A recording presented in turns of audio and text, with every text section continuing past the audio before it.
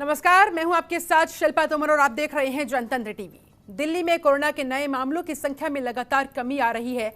Corona और black fungus की रोकथाम को लेकर केजरीवाल सरकार किस रणनीति पर काम कर रही है? प्रदेश में कोरोना का ग्राफ कम होने के पीछे की बड़ी वजह क्या है और दिल्ली में वैक्सीनेशन की रफ्तार क्या है? आज इन्हीं तमाम मुद्दों पर चर्चा के लिए हमारे साथ दिल्ली के स्वास्थ्य मंत्री सत्येंद्र जैन जुड़ेंगे। उनसे इन तमाम सवालों के जवाब लेने की हम कोशिश करेंगे। दरअसल इस समय दिल्ली की अगर हम बात करें, देश की राजधानी है दिल्ली, आंकड़े काफी हद तक कम हुए हैं। कोरोना का जो ग्राफ है वो गिरा और आज इन्हीं तमाम सवालों पर जवाब के लिए सीधे रुख करते हैं। दिल्ली के स्वास्थ्य मंत्री सत्येंद्र जैन का हमारे साथ जुड़ चुके हैं। सबसे पहले सत्येंद्र जैन जी, बहुत बहुत स्वागत है आपका जनतंत्र टीवी पर। नमस्कार सत्येंद्र जी, देश की राजधानी दिल्ली में कोरोना से क्या हालात है और ऊपर से ब्लैक फंगस से निपटने को लेकर आप लोगों की क्या तैयारियां हैं? दिल्ली के अंदर आज 3009 केसेस आए हैं पॉजिटिव और पॉजिटिविटी है 4.76%। तो केसेस हैं, एक टाइम ऐसा था कि एक दिन में 28,000 आए थे, 28,000, जो से घटते हुए 3,000 पे आ गए हैं। और जो पॉजिटिविटी है 36% थी, जो घटते हुए 4.76% आ गई है। 5% से कम, ये लगभग 1.5 महीने के बाद फिर से वापस 1.5 महीने बाद आई है। तो थोड़ा संतोष का विषय है, परंतु मैं ये कहना चाहूँगा अभी भी पूरी तरह से हम ये आश्वस्त नहीं हो सकते कि अभी खत्म हो गया है, क्योंकि अभी और भी हमें इसको कम करना है, तभी हम हमें चिंता कम होगी। बहुत तेज़ी से बढ़ा था, जब बढ़ना स्टार्ट हुआ था तो दिल्ली में 200-250 केस रोज़ होते थे, 200-250 से बढ़ते बढ़ते 28,000 पर डे पे पहुंचा। तो अभी देखने में 28 के मुकाबले में 3,000 कम लगते हैं, पर 200-250 से देखें तो 200-250 के हिसाब से अभी भी 3,000 काफ़ी ज़्यादा है। लेकिन ब्लैक फंगस से कैसे निपटेंगे? क्योंकि तेजी के साथ अब पोस्ट कोविड पेशेंट्स के अंदर ये मामले बढ़ते जा रहे हैं और जानलेवा साबित होते जा रहे हैं। इस वजह से कोरोना से ज्यादा अब लोग यहाँ पर ब्लैक फंगस से डरने लगे हैं। ऐसे कैसे निपटेंगे आप इससे? इसके लेकर आप लोगों के पास क्या खास तैयारी? बिल्कुल, देखिएगा, एक तो सबको हम इसके बारे में आगाह कर रहे हैं कि भाई जो ब्लैक फंगस है इसके 2 ही सबसे बड़े कारण हैं। एक है स्टीरॉयड्स। कुछ लोग स्टीरॉयड्स को डॉक्टर की सलाह के बिना भी ले रहे हैं। अस्पताल में डॉक्टर्स ने स्टीरॉयड दिए, घर आके भी लेते रहते हैं। इसका इनडिस्क्रिमिनेट यूज़ नहीं करना चाहिए। जितना डॉक्टर ने कहा है सिर्फ उतने ही दिन लें, उसके अलावा बिल्कुल ना लें। जब हम स्टीरॉयड लेते हैं तो उसकी वजह से 2 चीज़ें होती हैं। एक तो आपकी इम्यूनिटी खत्म हो जाती है बिल्कुल। दूसरा, शरीर के अंदर जो शुगर लेवल है वो एकदम से बढ़ जाता है, स्पाइक करता है, बहुत ज़्यादा बढ़ता है।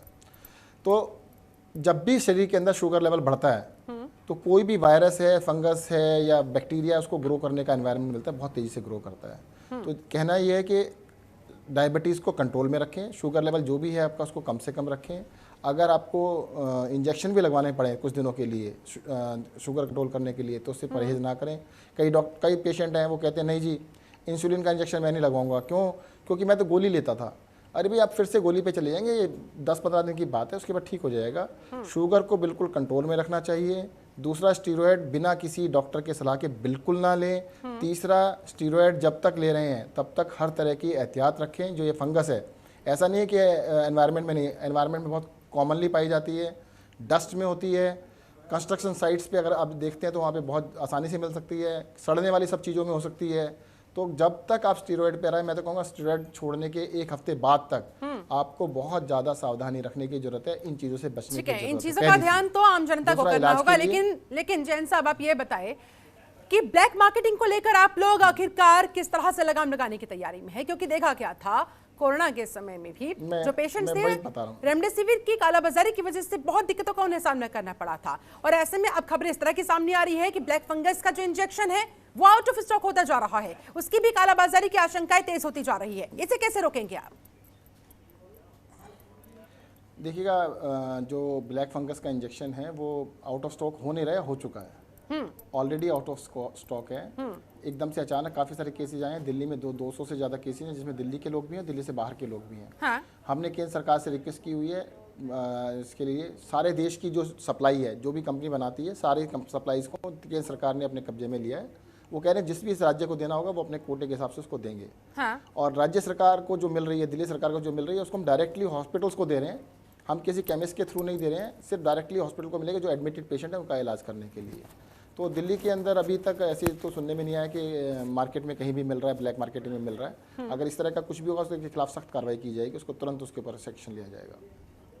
ठीक है, आपके हिसाब से जैन साहब सारी तैयारियां आपकी पुख्ता है, लेकिन ऐसे में ये बताएं कि फिर बीच में आखिरकार चूक आप लोगों की तरफ से कहां हो गई थी? हालांकि अब ग्राफ काफी हद तक संक्रमण का नीचे गिरता हुआ नजर आ रहा है, लेकिन बीच में इतना हो हल्ला आखिरकार क्यों मच गया था? ऑक्सीजन की कमी को लेकर, बेड्स की अनअवेलेबिलिटी को लेकर आखिरकार इतना बवाल क्यों मच गया था? कहां चूक हो गई थी सर? आपने खुद ही जवाब दे दिया, ऑक्सीजन की वजह से। केंद्र सरकार ने इस देश के अंदर पहली बार ऐसा किया था कि ऑक्सीजन का कोटा फिक्स कर दिया। आज तक तो कभी कोटा था नहीं। उन्होंने कहा सबका कोटा है, जितने भी राज्यों ने जो भी ऑक्सीजन मांगी सबको उतनी दे दी। दिल्ली ने 700 टन मांगी, उसको 300 टन दे दी। तो अगर दिल्ली 700 मांग रहा है, 300 दे रहे हो तो हाहाकार तो मचेगा ही। दिल्ली के अंदर 20,000 पेशेंट एडमिटेड थे, बहुत सारे हॉस्पिटल के अंदर बेड अवेलेबल थे। उन्होंने बेड्स की संख्या कम कर दी क्योंकि ऑक्सीजन नहीं थी। आज दिल्ली के ऐप में जाके देखिए 28,517 बेड है, 28,715 बेड है। उस टाइम पर कम होके 20,000 रह गए थे। तो लोगों ने जो अस्पताल थे उसके अंदर बेड होते हुए भी उन्होंने उनको बंद कर दिया था, एडमिशन बंद कर दिए थे। बेड से ज़्यादा दिक्कत थी ऑक्सीजन की। ऑक्सीजन ना होने की वजह से बेड कम हुए थे, और ये दिक्कत केंद्र सरकार के एक आदेश के अनुसार हुई थी, क्योंकि उन्होंने कहा कि भाई दिल्ली के अंदर इतने पेशेंट है, इतना दिल्ली के अंदर दिल्ली के पेशेंट है, दिल्ली से बाहर के पेशेंट भी होते हैं। दिल्ली के अंदर इलाज कराने के लिए एडमिट जो पेशेंट है वो बहुत बड़ी संख्या में होते हैं। और अगर 20,000 पेशेंट एडमिटेड हैं, उनकी ऑक्सीजन ऑफ नहीं कर सकते आप, उनकी ऑक्सीजन बंद नहीं कर सकते, उनको ऑक्सीजन चाहिए। तो ये ऑक्सीजन की वजह से दिक्कत आई थी, और बेड भी कम हुए थे उस ऑक्सीजन की वजह से हुए थे। तो क्या इसको लेकर आप लोग पहले तैयार नहीं थे? जाहिर सी बात है ना कि पहले तैयारी में कमी थी, इस वजह से तो ये स्थिति आप लोगों के सामने आई। अच्छा, हमें पता नहीं था कि केंद्र सरकार ऐसा कोई ऑर्डर करने वाली है। बिल्कुल हमें नहीं पता था। केंद्र सरकार ऐसा भी कर सकती है कि किसी राज्य की जितनी डिमांड है उससे आधी कर दे। बिल्कुल नहीं पता था, अनप्रेसिडेंटेड था कि केंद्र सरकार किसी राज्य को ऐसा भी कर देगी कि वहां के लोगों को मरने के लिए छोड़ देगी। हमने नहीं सोचा था ऐसा केंद्र सरकार करेगी। लेकिन जैन जी, जिस तरह से रामलीला ग्राउंड में व्यवस्थाएं बाद में की गई, राधा स्वामी ग्राउंड में व्यवस्थाएं बाद में की गई, ये सारी व्यवस्थाएं कहा जा रहा है कि पहले भी तो की जा सकती थी, ताकि वो जो आपाधापी मची दिल्ली की जनता के बीच, काफी हद तक उससे बचा जा सकता था। देखिएगा, मैं आपको दूसरी बात बता रहा हूँ। दिल्ली के अंदर हजारों बेड अवेलेबल थे अस्पतालों में, जिनको कम करना पड़ा। LNJP हॉस्पिटल में 1500 बेड थे, उनको रातों रात 1500 को कम करके 900 बेड करना पड़ा, 600 बेड कम कर दिए। Private hospital, Saroj hospital 200 bed थे, उसमें 125 बेड किए। आकाश हॉस्पिटल द्वारका में 250 बेड थे, उसने 125 बेड कर दिए। तो सभी हॉस्पिटल में बेड होते हुए उन्होंने कम किए क्योंकि ऑक्सीजन नहीं थी। राधा स्वामी सत्संग व्यास के अंदर हमारे पास बेड बिल्कुल तैयार थे, ऑक्सीजन होती तो हम स्टार्ट कर देते, उसके अंदर स्टार्ट करने में कोई इशू था ही नहीं। तो उसमें कोई ऐसा इशू नहीं था कि बेड स्टार्ट करना इज इशू वो था कि ऑक्सीजन नहीं थी। लेकिन आप इसका आरोप केंद्र सरकार पर लगा रहे हैं। बार बार देखा जा रहा है कि आपदा के समय में भी आपके बीच में और केंद्र सरकार के बीच में तू मैं की ये लड़ाई बढ़ती चली जा रही है। ऐसे में दिल्ली की जनता को राहत कैसे मिल पाएगी सर? फिर दिल्ली की जनता किससे जाकर अपनी गुहार लगाएगी? देखिएगा, दिल्ली की जनता को पता है कि किसने क्या किया है। अगर ऑक्सीजन की दिक्कत आई थी तो किसकी वजह से आई थी, ये आपको भी पता है। अब इस बात को आप घुमा रहे हैं तो बात अलग है कि आपको लग रहा है कि लेकिन अगर लोगों की जान जा रही है सर, तो इसमें उनकी क्या गलती है? आम जनता की तो इसमें गलती नहीं है। वो तो आप लोगों को वोट देते हैं इस उम्मीद के साथ कि उनके स्वास्थ्य की, उनके चिकित्सा की फुल गारंटी आप लोग लेंगे, लेकिन जब उन्हें जरूरत आन पड़ती है तब उनके हाथ खाली दिखाई देते हैं सर। इसीलिए तो हम सुप्रीम कोर्ट गए, इसीलिए हम हाई कोर्ट गए, और उन्होंने आदेश दिए, तब दिल्ली को ऑक्सीजन मिली और दिल्ली के अंदर ऑक्सीजन की सिचुएशन ठीक हुई। हमने जाके इसीलिए तो कहा उनसे, और मैं तो धन्यवाद करता हूँ हाई कोर्ट का, सुप्रीम कोर्ट का, कि उन्होंने ऑक्सीजन दिलवाई हमारे को। ऑक्सीजन मिलने से दिल्ली के अंदर हजारों लोगों की जान बची। यानी कि आपके मुताबिक इस समय बेड्स की स्थिति, ऑक्सीजन की स्थिति पूरी तरह से सामान्य है। आज मैं आपको बता दें तो दिल्ली के अंदर 28,517 बेड हैं, जिसमें से 16,865 बेड अवेलेबल है, यानी मोर देन 55% बेड खाली हैं। ठीक है। आईसीयू के बेड, जो कि पहली बार ऐसा हो रहा है कि 1800 बेड आईसीयू के भी अवेलेबल है। तो फिर वैक्सीन की कमी को लेकर क्या कहेंगे सर? कोवैक्सीन तो खत्म हो चुकी है, कोविशील्ड की क्या करंट सिचुएशन है, बता दीजिए। कोविशील्ड भी खत्म होने वाली है। मैं आपकी जानकारी के लिए फिर से बता देता हूँ कि जितनी भी वैक्सीन हैं उनका डिस्ट्रीब्यूशन सारा का सारा केंद्र सरकार के हाथ में है। किस राज्य को कितनी वैक्सीन मिलेगी, कब मिलेगी, किस दिन मिलेगी, वो तय करते हैं। और दिल्ली को जितनी वैक्सीन दी जा रही है हम तुरंत लगा रहे हैं। दिल्ली के अंदर हम 49 लाख से ज़्यादा डोजेज लगा चुके हैं, 49 लाख से ज़्यादा डोजेज लगा चुके हैं। ठीक है। और हमारे को वैक्सीन मिलती है तो हम जल्दी से जल्दी दिल्ली के अंदर पूरी पॉपुलेशन को 2 महीने में लगा देंगे। ठीक है। और सत्येंद्र जैन जी, जिस तरह से अब तीसरी वेव को लेकर अलर्ट किया जा रहा है, बार बार ये बात कही जा रही है, कितनी तैयार है दिल्ली इस तीसरी लहर का सामना करने के लिए? बिल्कुल, हम दिल्ली के अंदर बिल्कुल तैयारी कर रहे हैं थर्ड वेव के लिए। अभी भी हमारे पास तैयारियां सफिशिएंट हैं और आगे उसको और बढ़ा रहे हैं। मैंने बताया आपको 28,500 बेड हमारे पास कोरोना के इलाज के लिए आज भी अवेलेबल हैं दिल्ली के अंदर, और हम इसको फर्दर स्केल अप करने के लिए तैयारी कर रहे हैं। हमने कमेटीज भी बनाई हैं कि इसके अंदर जल्द से जल्द हमें रिपोर्ट दें, और जो भी इंफ्रास्ट्रक्चर के अंदर जो भी हमारे को दवाइयों के फ्रंट पर जो भी करना होगा हम बिल्कुल करेंगे। ठीक है। जैन जी, शिक्षा मॉडल को लेकर तो आप हर जगह अपने राग अलापते ही रहते हैं, जगह जगह तारीफ करते नजर आते हैं, लेकिन स्वास्थ्य मॉडल को लेकर क्या कहेंगे आप? दिल्ली की जनता को पता रहना चाहिए ना कि आखिरकार दिल्ली में स्वास्थ्य सेक्टर को लेकर आप लोगों की तरफ से कितना काम किया गया है, कि सत्ता काम हुआ है? पहली बात तो आपके शब्दों पे आपत्ति है कि राग अलापना, इस तरह की बातें करना। हर जगह तारीफ करते हैं सर आप अपना एजुकेशन मॉडल लेकर, हर जगह आप लोग बिल्कुल सर, आप लोगों अगर आप लोग इसे उपलब्धि के तौर पर बताते हैं तो फिर स्वास्थ्य सेक्टर को लेकर क्या स्थिति है वो भी जरा बता दीजिए। उसको लेकर आप लोगों ने कितनी तैयारियां की हुई थी, उसकी क्या स्थिति रही? देखिएगा दिल्ली, चलो मैं आपको एक चीज बता देता हूँ। आप ऐसा करिएगा, जो हमारे पास 28,000 बेड हैं, पूरे देश का सर्वे कर लीजिएगा, आपको पता लग जाएगा कि दिल्ली की आबादी 2 करोड़ है। किसी राज्य के पास 28,000 से बेड ज़्यादा है। तो दिल्ली के अंदर आईसीयू बेड्स इस टाइम पर भी 6800 बेड है। हमने जो तैयारियां कराई हुई हैं दिल्ली के अंदर, जो तैयारियां वो सारे देश से कंपेयर कर लीजिएगा। कोरोना के लिए जो तैयारियां हमने की हैं, जितना हमने इंफ्रास्ट्रक्चर क्रिएट किया है, वो मुझे लगता है पूरे देश में सबसे आगे है जी। ठीक है सत्येंद्र जी, ऐसे में संदीप दीक्षित ने आरोप लगाया है आप पर, आपकी सरकार पर। उन्होंने तो यहां तक कह दिया है कि दिल्ली के मुख्यमंत्री अरविंद केजरीवाल के ऊपर हत्या का मुकदमा तक दर्ज होना चाहिए। जिस तरह से उन्होंने कोरोना की इस पूरी सिचुएशन को हैंडल किया है, उसको लेकर, जिस तरह से दिल्ली की जनता कर रही है इस सिचुएशन में, उसको लेकर क्या कहेंगे आप उनके इस आरोप पर? मुझे लगता है इस राजनीतिक आरोपों के ऊपर चर्चा करने का कोई मायने नहीं रखता है। उनको कहा है, उन्होंने कहने दीजिए उनको। ठीक है, आप इस पर जवाब नहीं देना चाहते हैं, लेकिन ऐसे में फिर मैं वापस से अपने सवालों पर आती हूँ। सारी तैयारियां होने की आपने बात कही है, जवाब देने लायक बातें नहीं है। चलिए ठीक है सर, ठीक है, कोई बात नहीं। आप ये बताएं कि सरकारें पहले तो तमाम बड़े बड़े दावे करती हैं कि हमारी इतनी तैयारियां हैं, इतनी हमने व्यवस्थाएं कर ली है, लेकिन जब एक्चुअल सिचुएशन आती है, जब आपदा दरअसल आती है, तो फिर आप लोग हाथ खड़े क्यों कर देते हैं? आखिरकार वो सिचुएशन क्रिएट क्यों हो जाती है? दावे और उसके बाद जब हकीकत सामने आती है तो दोनों में अंतर पाया जाता है। और दिल्ली से ऐसी बहुत सारी तस्वीरें सर सामने आई है, मैंने भी देखी है, आपने भी देखी होंगी। जैसे वैक्सीन, वो तो दृष्टि का अंतर है कि कौन सी तस्वीर आप देखना चाहते हैं, कौन सी नहीं देखना चाहते हैं। अब जैसे वैक्सीन है, अभी थोड़ी देर में आप कहेंगे वैक्सीन तो है नहीं, आप वैक्सीन लगा क्यों नहीं रहे? अरे भाई, वैक्सीन केंद्र सरकार मिलने देगी तभी तो लगाएंगे। हमने तैयारी कर रखी है, सब कुछ कर रखा है। दिल्ली के अंदर जो लोगों की जान बचाने के लिए हमने दिन रात काम किया, पूरी सरकार ने काम किया। दिल्ली के ही मंत्री आपको मिलेंगे जो कहते हैं आईसीयूज के अंदर पीपी किट पहन के जा रहे हैं, हर जगह लोगों से मिल रहे हैं, हर तरह से काम कर रहे हैं। अगर आपको लगता है कि जी दिल्ली के अंदर काम नहीं हो रहा है, तो मुझे लगता है उसके अंदर कुछ देखने की आवश्यकता है। जहाँ तक ये कहना कि भाई अगर केंद्र सरकार ने आपकी ऑक्सीजन रोक दी और उसकी वजह से एक हफ्ता दिल्ली के अंदर दिक्कत रही, कि उसकी जिम्मेदारी केंद्र सरकार के ना डाल के दिल्ली सरकार पे डाल दी जाए। और वैक्सीन नहीं दे रहे हैं उसकी भी डाल देना, कहना कि नहीं ये वैक्सीन उन्होंने बंद कर दी है। और अभी बताता हूँ, नेक्स्ट बता देता हूँ, तीसरी चीज बता देता हूँ आपको। अभी जो ब्लैक फंगस है उसकी दवाई भी सारे देश की जो कंपनियां उन पर उन्होंने कब्जा कर लिया। कहते हम देंगे, किसको देंगे? अब आपको देंगे नहीं, दिल्ली को देंगे नहीं, फिर कहना कि दिल्ली के अंदर आई क्यों नहीं? अरे भाई, ये तो उनसे पूछ लो ना, ऐसा क्यों कर रहे हैं? अगर उनके पास सारे देश का कंट्रोल है, देश की केंद्र सरकार है, जनता ने चुना है, केंद्र सरकार भी दिल्ली की जनता ने बनाई है, दिल्ली के लोगों ने बनाई है, देश के लोगों ने बनाई है, तो करो ना। सुप्रीम कोर्ट ने कहा है कि पूरी दुनिया में से कहीं से भी खरीद के लाओ, खरीद के लाएं। वो अगर वो ऐसा नहीं कर रहे हैं तो उनसे पूछो तो सही, क्यों नहीं कर रहे हैं?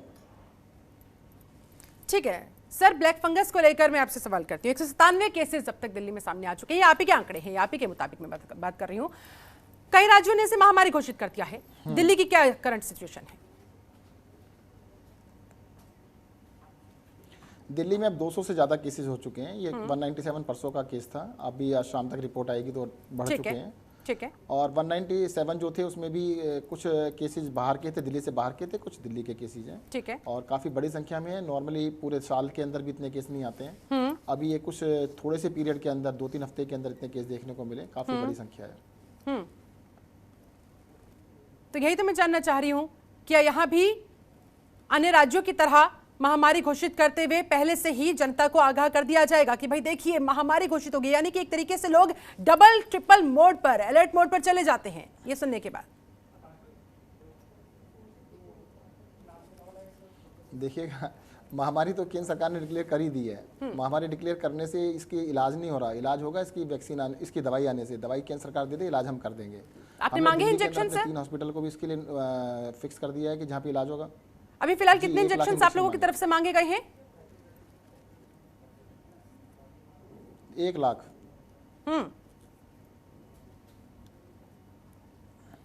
कोई आइडिया क्या जवाब आया है, कब तक मिल जाएंगे? क्योंकि सर दूसरी तरफ जमीनी स्तर की अगर बात करें तो तेजी के साथ मामले बढ़ते जा रहे हैं। ऐसा ना हो कि सिचुएशन आउट ऑफ कंट्रोल होती चली जाए और यहाँ पर लोग इंजेक्शंस के वेट में ही बैठे रहे और आप लोग कहते कि भैया हम तो वेट कर रहे हैं, जब वो लोग भेजेंगे तब हम लोग आपको दे पाएंगे और उधर लोगों की जान जाती रहे। इस सिचुएशन को हैंडल करने के लिए क्या कोई और प्लान भी आपने सोचा है? क्या किया जा सकता है? देखिएगा, हमने कंपनी से बात की थी। हाँ। कंपनी हमारे को देने को तैयार भी थी। फिर उन्होंने कहा कि नहीं, कोई किसी को बेच नहीं सकता, केंद्र सरकार ही फैसला करेगी कि किसको कितनी देनी है। अगर केंद्र सरकार के हाथ में है डिस्ट्रीब्यूशन, प्राइवेट कंपनी का डिस्ट्रीब्यूशन भी उन्होंने अपने हाथ में ले लिया है, तब तो वही देंगे, और कोई दे नहीं सकता।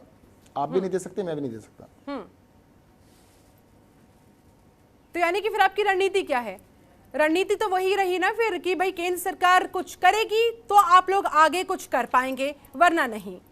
वरना आम जनता बताए फिर किसके पास जाए? सर नहीं, हम आप कह रहे हैं ना, हम सबको बता रहे हैं ना, आपके मीडिया पे बता रहा हूँ ना मैं क्या हुआ है कि लोग बताते नहीं, हम बता रहे, खुल के बता रहे। केंद्र सरकार ने कब्जा कर लिया है तो केंद्र सरकार को देना पड़ेगा। ऐसे कैसे हो सकता है कि वो कब्जा भी कर ले, छुपा भी ले, फिर हमारे ऊपर आरोप भी लगा दें? अरे भाई, सबको सामने बताएंगे तो अपनी इमेज बचाने के लिए देंगे, क्यों नहीं देंगे? ठीक है। अच्छा, आप मुझे ये बताएं कि पहले भी तो आप कोर्ट गए थे ना केंद्र सरकार से जब आपने डिमांड की थी दवाइयों को लेकर, तो फिर ऐसे में अब ये बताइए इंजेक्शन को लेकर आप लोगों को क्या आश्वासन दिया गया? ईमानदारी से बताइएगा। और अगर आपको लग रहा है कि थोड़ा डिले हो सकता है या फिर केंद्र सरकार हिलावाली कुछ कर रही है, तो आप पहले ही कोर्ट चले जाइए जैसे पहले गए थे।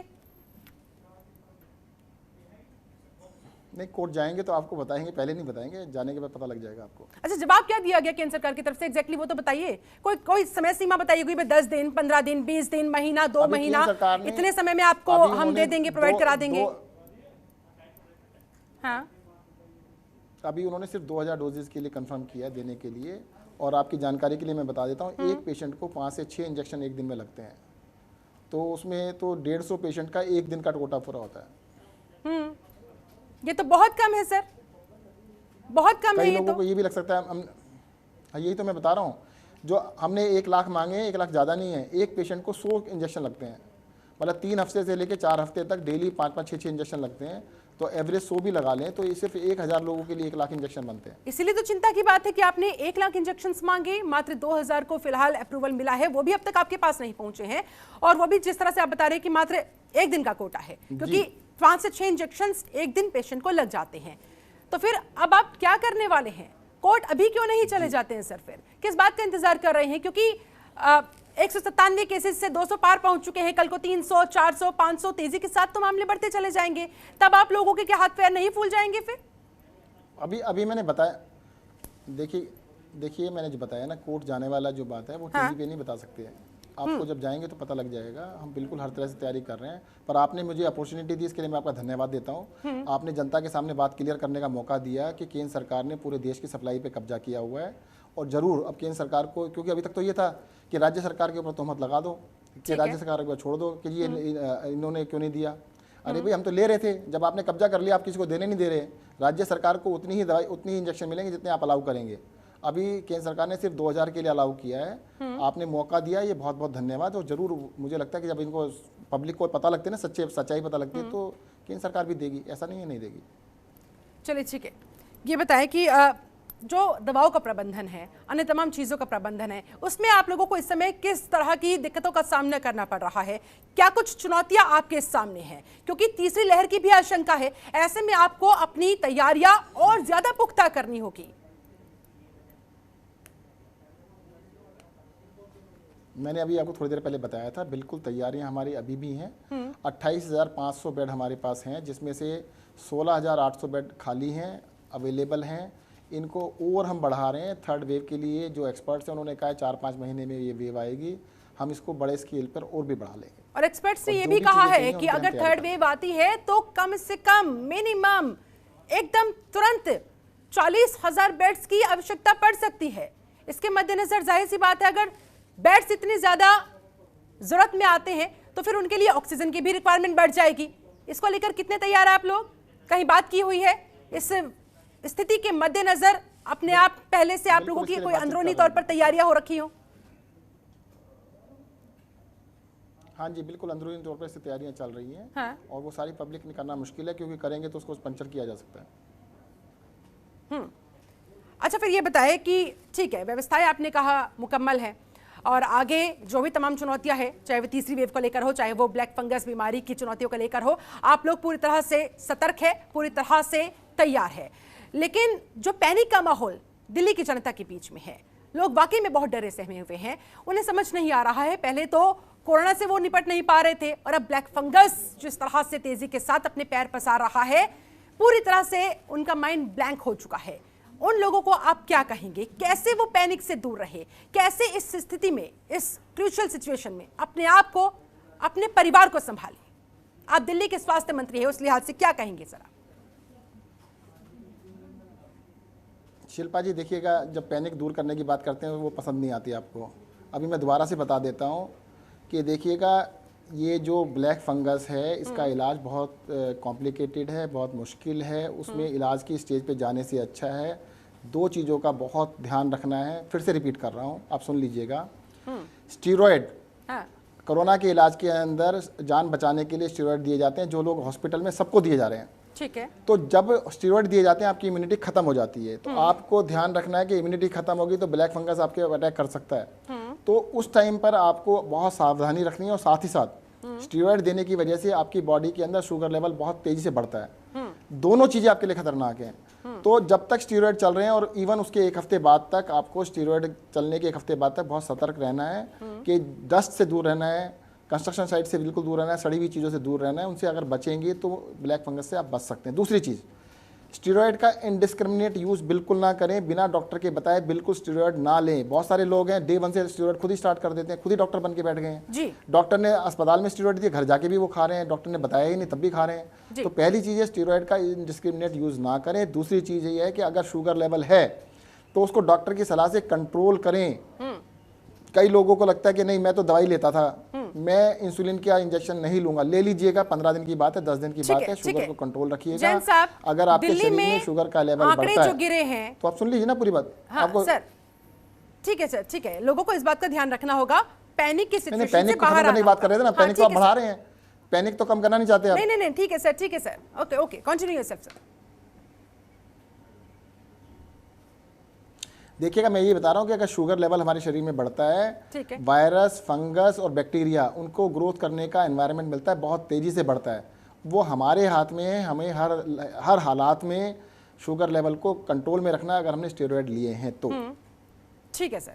अब आप ये बताएं कि दिल्ली में आंकड़े आप लोगों ने काफ़ी हद तक कंट्रोल में कर लिए हैं, इसके लिए आपकी तारीफ भी की जानी चाहिए। अन्य राज्यों को क्या कहेंगे आप? इसके पीछे की बड़ी वजह क्या मानते हैं आप? कैसे आप लोग आंकड़ों को नीचे ले आए?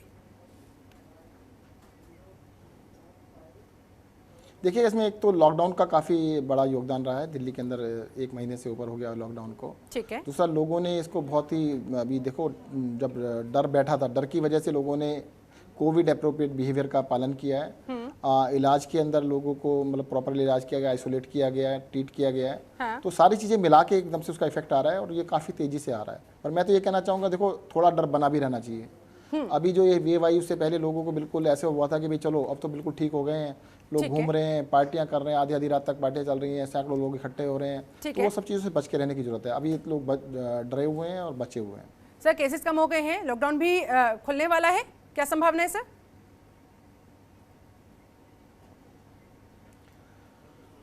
देखते हैं, अभी तो मंडे तक तो है ही, मंडे तक बताएंगे आपको। चलिए ठीक है, बहुत बहुत शुक्रिया सत्येंद्र जैन जी हमारे साथ जुड़ने के लिए, ये चर्चा करने के लिए, तमाम सवालों के जवाब देने के लिए कि कोरोना को लेकर दिल्ली सरकार की क्या रणनीति है और किस तरह से आगे बढ़कर उस पर काम किया जा रहा है, कैसे दिल्ली की जनता को राहत पहुंचाने के लिए हर संभव कोशिशें हो रही है। रही बात तीसरी लहर की, तो उससे निपटने के लिए भी मुकम्मल तैयारियां दिल्ली सरकार ने कर ली है, ये आश्वासन दिया है दिल्ली के स्वास्थ्य मंत्री सत्येंद्र जैन ने। चलिए इसी के साथ मेरे साथ इस खास चर्चा में जुड़ने के लिए आप सभी का बहुत बहुत शुक्रिया। बने रहिए जनतंत्र टीवी के साथ। नमस्कार। खबरों के निष्पक्ष विश्लेषण के लिए सब्सक्राइब करें जनतंत्र TV and press the bell icon. Never miss any update.